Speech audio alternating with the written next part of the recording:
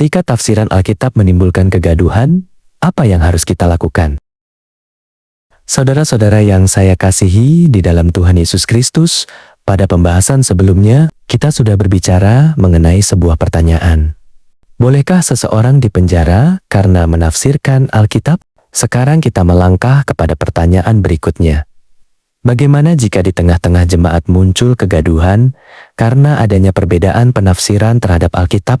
Bagaimana jika ada orang yang merasa tersinggung, marah, bahkan menganggap bahwa seseorang harus dihukum hanya karena penafsirannya dianggap keliru? Kalau kita berada pada posisi sebagai pihak yang memiliki kewenangan, khususnya sebagai penegak hukum, apa langkah pertama yang harus kita lakukan? Menurut saya, langkah pertama adalah jangan langsung menganggap bahwa kegaduhan berarti telah terjadi tindak pidana. Kegaduhan bukan otomatis pelanggaran hukum. Kita harus terlebih dahulu melihat apa yang sebenarnya terjadi. Apa yang dikatakan, apa yang dilakukan. Apakah hanya terdapat perbedaan penafsiran? Apakah terdapat penghinaan? Apakah terdapat ancaman? Apakah terdapat hasutan untuk melakukan kekerasan? Atau memang ada perbuatan lain yang memenuhi unsur pelanggaran hukum? Ini harus dibedakan. Karena kalau setiap kegaduhan langsung kita terjemahkan sebagai tindak pidana, maka kita sedang memberikan ruang yang sangat besar kepada tekanan massa untuk menentukan siapa yang harus dihukum. Dan disinilah kita harus belajar dari sejarah. Kita mengenal kisah ketika Yesus Kristus dibawa kepada Pilatus.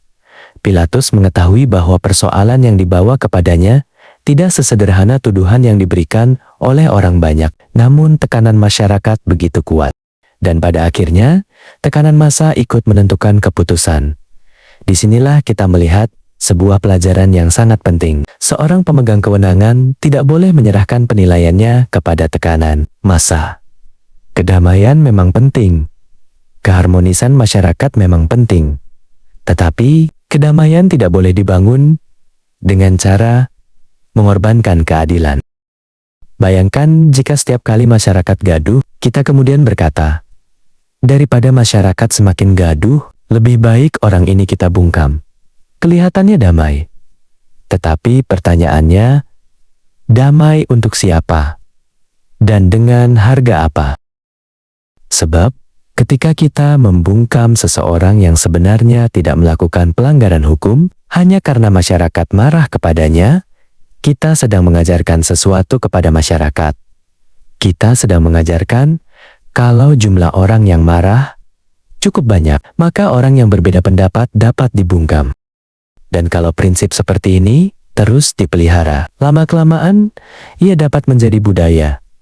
Budaya yang anti kritik, budaya yang anti perbedaan, budaya yang takut terhadap penafsiran yang berbeda, budaya yang menganggap bahwa sesuatu yang baru harus dicurigai.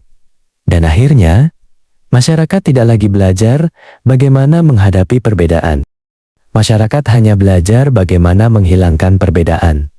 Ini sangat berbahaya bagi pertumbuhan iman, karena iman yang sehat tidak dibangun dengan ketakutan terhadap pertanyaan.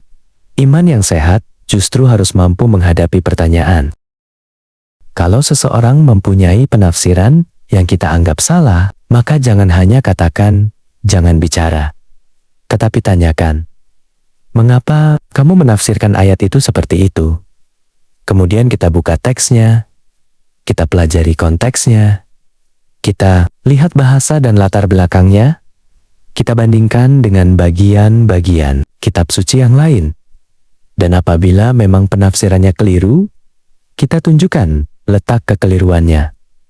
Inilah pendidikan, inilah proses belajar, dan inilah cara membangun kedewasaan jemaat. Karena jika seseorang takut menyampaikan apa yang ia pikirkan hanya karena takut dihukum atau diserang oleh kelompok mayoritas, maka kita harus bertanya, apakah kita sedang membangun jemaat yang dewasa atau jemaat yang takut berpikir? Sebab, ketika seseorang tidak lagi berani bertanya, tidak berani mengemukakan pendapat, dan tidak berani menyampaikan penafsiran yang berbeda, maka proses belajar mulai mati. Yang tumbuh bukan kedewasaan, yang tumbuh adalah kepatuhan tanpa pemahaman. Dan pada titik tertentu, masyarakat akan menjadi sangat mudah digerakkan oleh emosi kelompok. Karena itu, ketika terjadi kegaduhan terhadap suatu penafsiran Alkitab, menurut saya, kita harus melakukan beberapa hal. Pertama, tenangkan keadaan. Jangan biarkan emosi menentukan keputusan. Kedua, cari tahu fakta yang sebenarnya. Jangan mengambil keputusan hanya berdasarkan cerita yang beredar. Ketiga, bedakan antara perbedaan tafsir, kesalahan teologis, pelanggaran disiplin gereja, dan pelanggaran hukum. Keempat, apabila persoalannya adalah persoalan teologis, maka dorong gereja, pendeta, teolog, dan para pengajar untuk memberikan pendidikan yang benar kepada jemaat. Bukan dengan menindas pertanyaan, bukan dengan menakut-nakuti orang, tetapi dengan memberikan pemahaman. Dan kelima, apabila memang terdapat unsur pelanggaran hukum, maka hukum harus bekerja berdasarkan fakta dan ketentuan hukum, bukan berdasarkan tekanan massa. Karena prinsip yang harus kita pegang adalah keadilan tidak boleh ditentukan oleh siapa yang paling keras berteriak. Dan kedamaian tidak boleh dibeli dengan mengorbankan orang yang tidak bersalah. Langit dan bumi boleh runtuh, tetapi prinsip keadilan harus tetap kita pertahankan.